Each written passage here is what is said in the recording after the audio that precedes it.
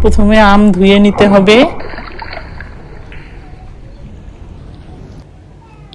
এরপর আম কেটে নিতে হবে। এভাবে চাকু দিয়ে কেটে নিতে হবে। পিস পিস করে কেটে নেব। তারপর চামচ দিয়ে একটা বাটিতে তুলে নিতে হবে। তুলে নেওয়া শেষ হয়ে গেছে।